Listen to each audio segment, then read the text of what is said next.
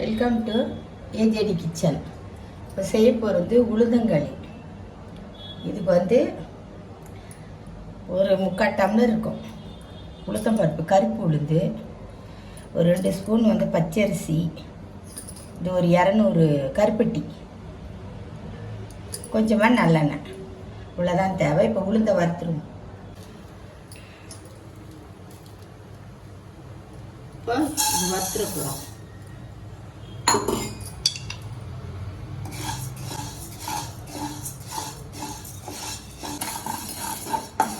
நல்லா வாசனை வந்துடுச்சு. தீயை கம்மி பண்ணி கம்மியாக வச்சு வறுக்கணும், இல்லைன்னா தீஞ்சிடும். நல்லா வாசனையாக ஆயிடுச்சு. இதை இறக்கிடுவோம்.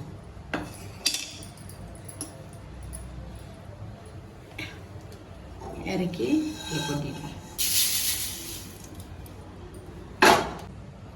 அரிசியை வறுத்துருவோம்.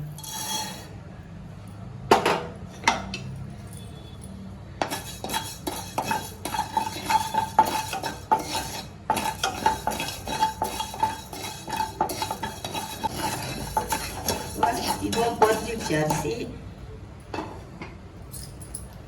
இதையும் கொட்டி ஆற வச்சிரும்.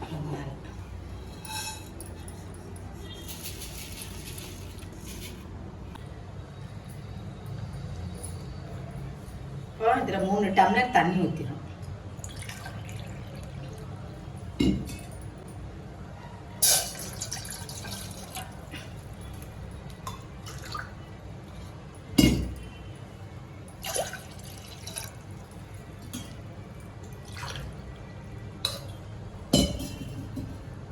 மூணு டம்ளர் தண்ணி ஊற்றியாச்சு.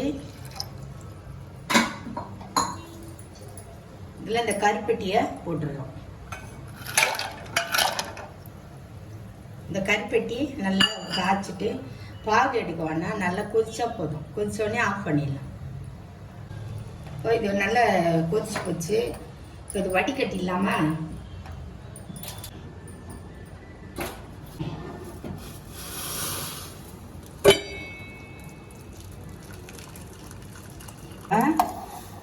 மறைச்சிருவோம்.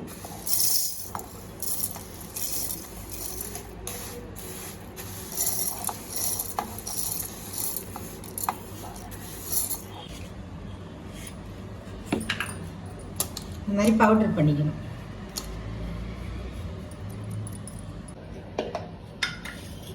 இப்போ இந்த கருப்பட்டியில் இந்த உளுந்த மாவை கலந்துக்கணும்.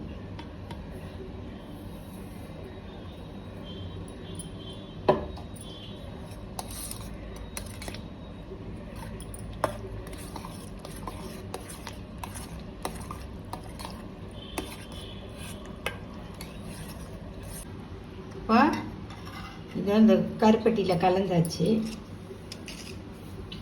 இப்போ இது ஏலத்தூள், ஏலக்காய் தூள்.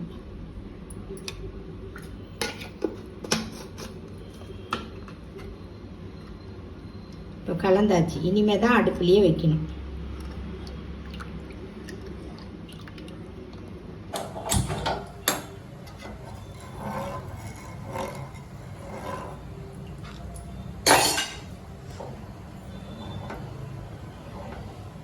இது நல்லா கிண்டி கொடுத்துனே இருக்கணும். கொஞ்சம் அப்படியே வச்சுட்டிங்கன்னா அடி பிடிக்கும்.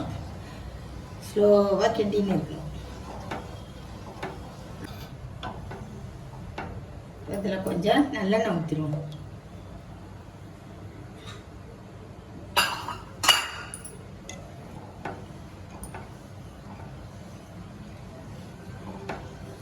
இது நல்லா கெட்டியாக வர வரைக்கும் கிண்டி கொடுக்கணும்.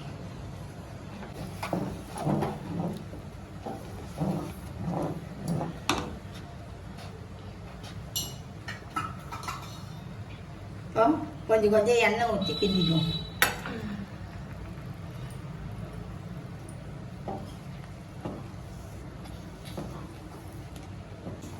இது சரியாக வந்துடுச்சான்னு பார்க்கணுன்னா, வெந்து போச்சுன்னா இந்த மாதிரி தண்ணியை தொட்டுக்குங்க கையில். இப்படி வச்சு எடுத்திங்கன்னா ஒட்டக்கூடாது. இப்படி வச்சு அப்படி பண்ணால் ஒட்டவே கூடாது. இப்போ நல்லா வெந்து போச்சு, இறக்கிடுவோம்.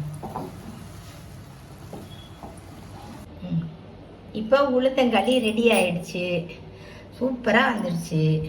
இது ரொம்ப எலும்புக்கு ரொம்ப நல்லது, இடுப்புக்கு ரொம்ப நல்லது. இடுப்பு வலி, முதுகு வலி, மூட்டு வலி எல்லாத்துக்கும் ரொம்ப நல்லது. இதை நீங்களும் செஞ்சு பாருங்கள். எங்கள் வீடியோக்கு லைக் பண்ணுங்கள், ஷேர் பண்ணுங்கள், சப்ஸ்கிரைப் பண்ணுங்கள். தேங்க்யூ.